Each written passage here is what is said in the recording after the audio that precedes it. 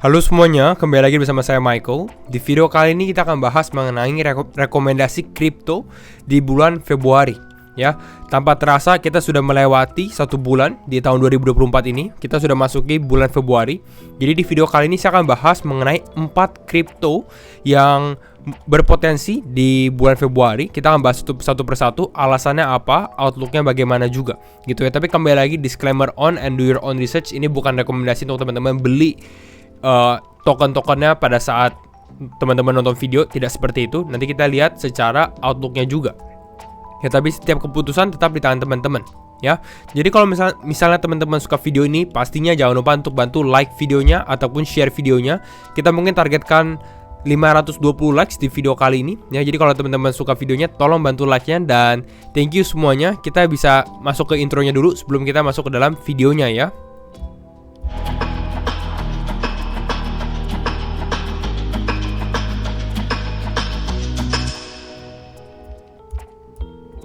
Ya, kita masuk ke videonya. Dimana di sini saya ada sempat bahas di Twitter gitu ya. Kalau teman-teman yang belum follow, bisa feel free to follow. Di sini kita bahas Februari Crypto Watchlist. Ada Matic, ada NIR, ada Fracture, ada juga CFX. Nah, alasannya apa? Kita masukin satu-satu. Tapi mungkin sebelum masuk dulu, kita bahas dulu nih secara outlook untuk Bitcoin ya. Sebenarnya kalau saya rasa di bulan Februari itu, pada saat, kan kalau teman-teman tahu bulan April itu Bitcoin akan mengalami halving, teman-teman. Biasanya sebelum halving, market relatif lebih sideways atau sedikit mengalami penurunan. Jadi, kalau teman-teman mau beli kripto di bulan Februari, saya rasa yang pertama adalah harus yang mempunyai fundamental kuat, gitu ya. Mungkin mereka ada drive-nya, dan cari token-token yang mungkin lebih murah. Ya, jadi bukan artinya di sini kita beli awal bulan Februari, jual di akhir Februari, tidak seperti itu. Bisa jadi kita beli di bulan Februari, jualan nanti di Maret ataupun di April, kita nggak ada yang tahu pada saat dia sudah mengalami kenaikan. Gitu ya, karena saya lihat di sini sebenarnya Bitcoin pada saat video ini dibuat nih 1 Februari, ya Bitcoin sebenarnya relatif di angka 42.000 gitu ya, tapi kelihatan lebih ada sign of exhaustion, lebih mulai ada pelemahan lah istilahnya. Jadi kalau misalnya kita lihat di bulan Februari, let's say Bitcoin turun ke area 30 ribuan, 37 let's say, itu bahkan 35, ya that's an opportunity to buy gitu. Jadi no rush to buy. Nanti mungkin saya akan bahas satu video khusus memang untuk outlook di bulan Februari. Tapi kita bahas dulu nih altcoin apa. Kalau teman-teman bertanya, jadi langsung ada jawabannya. Ya, langsung cek aja channel YouTube-nya. Yang pertama, ya tadi kita bahas adalah Polygon Matic. Gak lama ini sebenarnya saya sempat bahas di Twitter juga, kalau teman-teman lihat ya, bahwa saya bahas bahwa sepertinya Polygon atau Matic itu undervalue gitu ya. Karena apa? Yang saya sempat bahas dengan teman-teman Discord ya, di komunitas free to join juga, bahwa saya bahas kalau teman-teman lihat layer 2, mungkin di sini ya, kita lihat layer 2, ada Arbitrum, ada Optimism, ada Manta, ada Base dan lain-lainnya. Polygon ini sebenarnya salah satu layer 2, ya sebenarnya dia sidechain gitu, tapi dia ada layer 2, yaitu adalah Polygon ZK EVM ya, gitu, yang menggunakan ZK Rollup, yang tendensinya ya sebenarnya mempunyai potensi. Dia menjadi salah satu yang awalnya gitu ya, yang cukup hype. Kalau teman-teman ngomongin layer 2, itu sebenarnya orang-orang come in mind-nya adalah yang pertama tuh Polygon. Kalau saya sih seperti itu, Polygon Matic.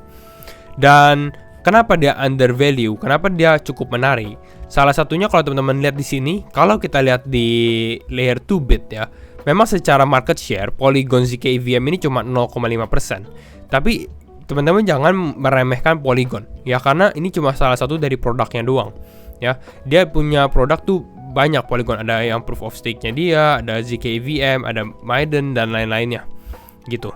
Dan yang menarik yang menurut saya dari Polygon itu adalah tokenomics-nya. Kalau teman-teman perhatikan token economics dari Polygon, di sini kita zoom sedikit ya. Sudah ada 96% circulating supply di dalam market. Jadi tinggal sisa 4% lagi. Which is kalau menurut saya pribadi, ini udah ya relatif jauh lebih bagus dibandingkan mungkin Arbitrum ataupun Optimism. Gitu ya, walaupun ya dua-duanya sebenarnya juga bagus secara fundamental, tapi secara tokenomics saya prefer Matic atau Polygon ya.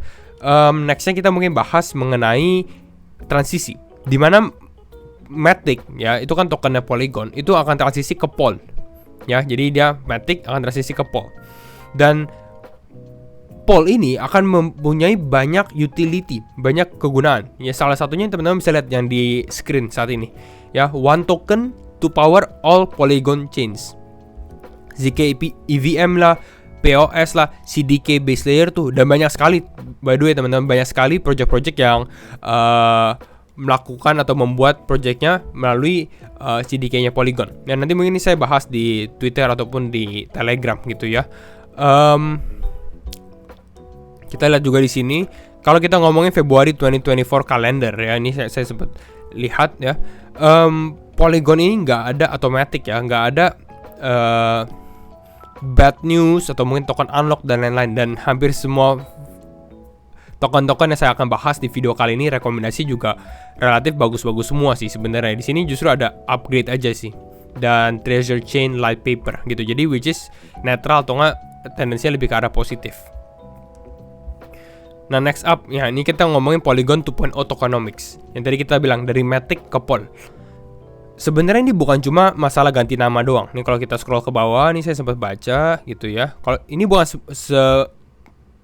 semena-mena cuma ganti nama ya, tapi memang tokennya akan diganti dari Pol ke Matic ya. Bagaimana caranya? Mereka akan taruh Matic lalu di-upgrade ke smart contract lah di sini. Sending Matic ke upgrade smart contract lalu berubah tokennya menjadi Pol. Jadi kalau teman-teman punya 100 Matic jadinya 100 Pol gitu ya. Dicek sebagaimana itu teman-teman serahkan ke centralized exchange aja. Biasanya mereka nanti bisa atur sendiri. Nah ini salah satunya juga yang tadi kita bahas ya. Dia akan membahas akan membuat seperti staking layer gitu ya. Lalu di sini staking layer ini menggunakan Pol. Jadi orang-orang bisa stake Pol, dapat staking rewards juga, menambah security juga, lebih banyak validator. Intinya seperti itu ya. Ini kalau kita menggunakan Matic belum bisa. Lalu, nah ini di bulan Februari teman-teman bisa lihat ada yang namanya aggregated blockchains, a new thesis. Ini baru. Aggregated layer version 1 mainnet coming in Februari ya, bulan ini. Basically aggregated ini sebenarnya a new concept dari mereka, a new innovation. Kalau kita ngomongin tentang blockchain sendiri, ada yang monolithic, modular ini yang baru ya. Kalau teman-teman tahu Celestia, nah ini kan the first modular blockchain network.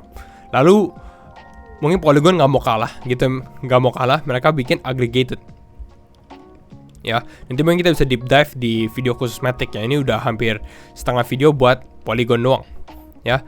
Next up kita bahas sekarang mengenai Near Protocol ya. Ini yang kedua. Near Protocol itu secara market cap dia naik 30, jadi ya cukup besar juga lah, lumayan Near Protocol. Tapi saya rasa banyak orang yang nggak terlalu melirik Near Protocol sendiri. Padahal Near ini technically dia survive the bear market juga gitu ya. Dia cukup surviving the bear market ini, mengalami penurunan drastis. Lihat nih, sampai $20 all time high-nya sekarang di 2,8 ya. Apa sih yang menarik dari Near Protocol gitu ya? Yang menariknya, kalau teman-teman lihat di platform Near itu ada yang namanya data availability. Ini lagi hot ya. Kembali lagi kita ngomongin Celestia dengan konsep modular blockchain-nya dia. Banyak orang-orang yang tidak sadar bahwa Near Protocol itu juga ada data availability options, dimana mungkin mereka bisa nge-host untuk ya upcoming layer 2 projects di Ethereum, di Bitcoin ataupun yang lainnya. Dan dia ini ada comparison sih sebenarnya ya, per dolarnya.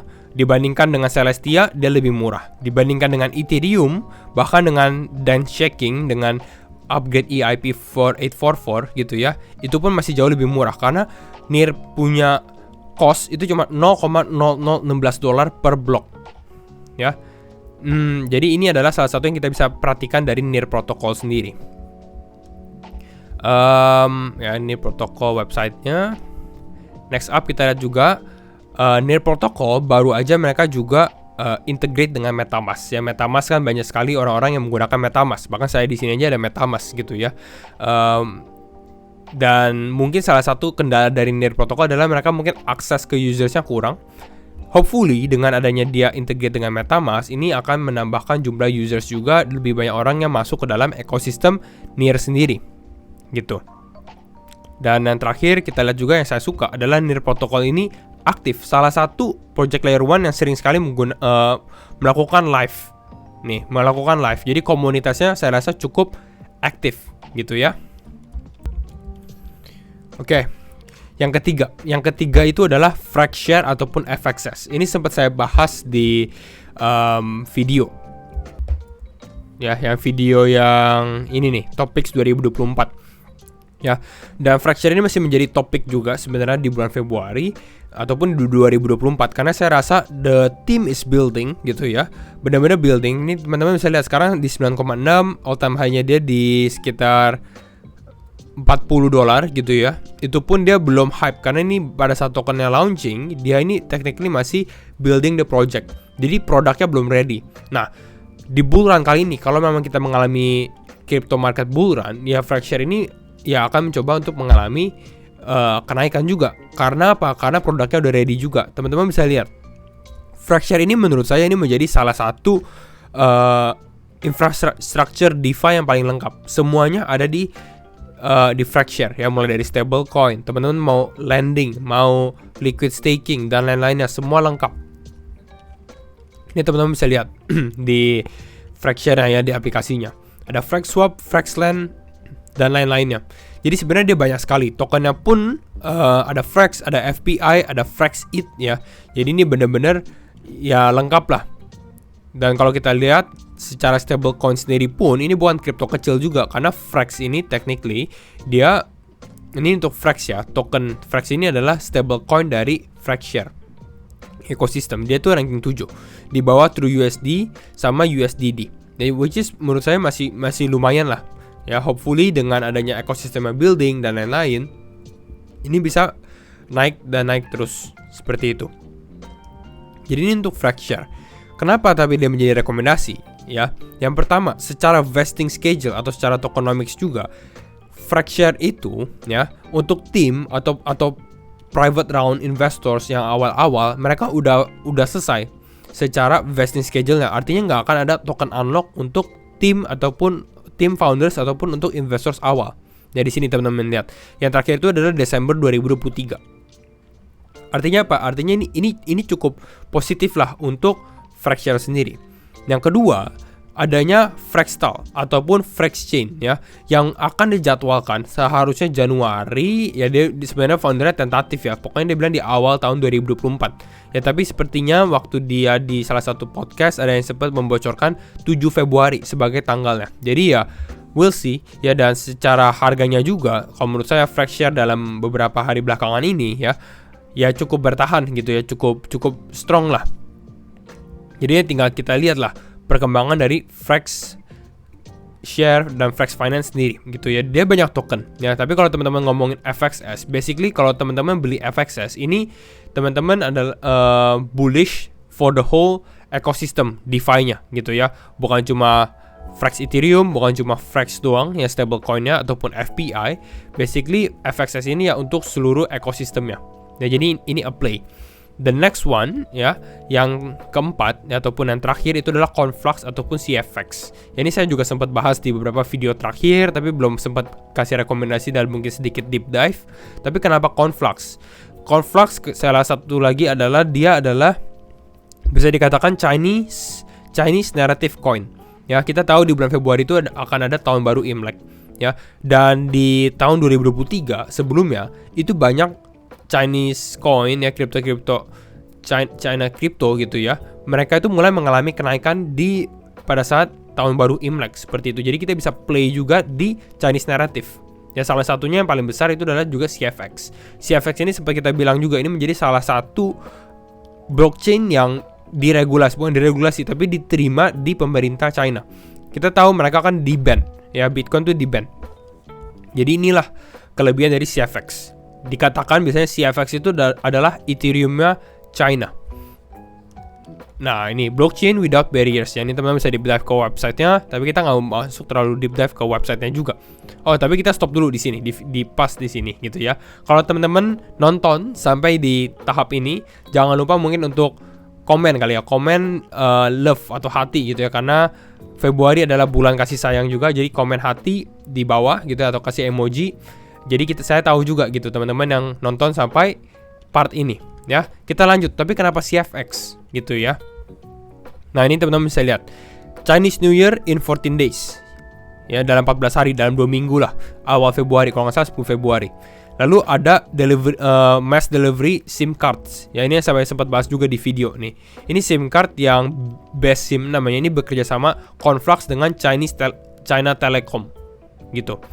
Lalu nextnya yang menarik ya, ini dia membuat Bitcoin Layer 2 development. Kalau teman-teman tahu BRC narrative, Bitcoin narrative itu menjadi sesuatu yang hot.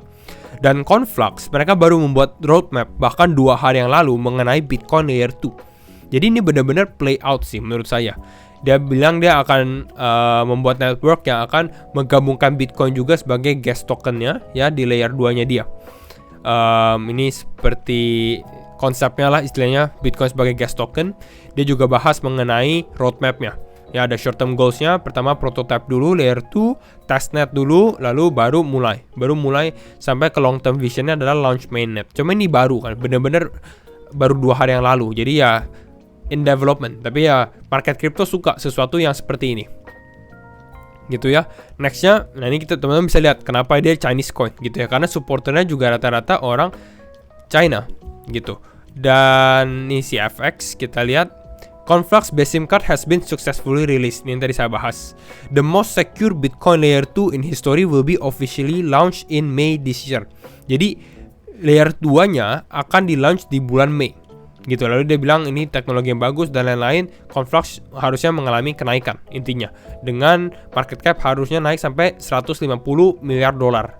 Emang sekarang berapa sih? Sekarang itu fully diluted-nya 1 billion. Ya, ini fully diluted. Ya, ini fully diluted 1 miliar dolar dan dia targetkan 100 mana tadi ya? 150 miliar. Jadi naik 150 kali. Ya saya sebenarnya nggak sampai setinggi itu juga gitu ya. Tapi ya we'll see, Conflux should be positif juga khususnya di bulan Februari. Jadi kira-kira itu adalah keempat rekomendasi kripto di bulan Februari. Dan kalau misalnya teman-teman suka video ini, pastinya jangan lupa untuk likes-nya. Target kita cuma 520 likes. Harusnya teman-teman bisa 520 likes. Kalau dapat kita bikin juga nanti yang bulan Maret gitu ya. Jadi per bulan kalau teman-teman mencapai targetnya. Jadi itu aja video dari saya dan see you next video. Bye bye.